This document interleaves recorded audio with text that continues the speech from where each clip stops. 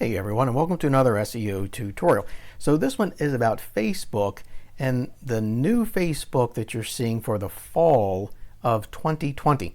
So from an SEO standpoint, from a business standpoint, what I think that's important to know is that when I am inside helping clients to check out all those changes, the main thing that I'm seeing is that there are only 5 of the latest reviews and recommendations that are being shown. Now, this may be just a short-term thing. Maybe Facebook will clear this up, but I thought it would be helpful to share so that you'd know how to grab these before they're gone, if they're gone permanently. If not, well, you've taken a few minutes and just collected your reviews, but no real harm done. If you don't do this, you may lose those reviews and recommendations and be able to see them in the future. We don't know. So this is just a precautionary tutorial. So again, if you're on the new setup, the new layout for Facebook business pages in the fall of 2020, you may go to your reviews or recommendations page and notice these two here in the bottom. Now, I'm not blurring these out. There's no change that I've done to these. This is literally how they're being displayed. So although there are 41 reviews and recommendations for this business, they're only showing 5.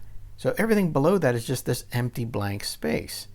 So thought it'd be helpful to let you know. So if you switch back to your old, to the classic, and you can do that different ways. The simplest way I can show you is just here in the upper left, right, for this specific page, is that you can click switch now and go back to your 48, go back for 48 hours. Once you get there to the old, click on your reviews tab, and that should be over here in your left vertical menu. Once you get to that page, you'll be able to see them all for now. At least I'm able to see them on every one of the business pages that I manage. So it's probably a good thing to go back, go to your reviews and recommendations, go ahead and copy and paste that. Maybe you want to put it into a text file, maybe you want it into a spreadsheet or something else that way.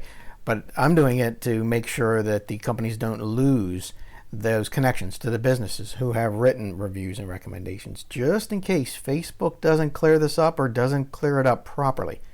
So I hope this helps in making sure that you have at least a copy of your Facebook business page reviews and recommendations.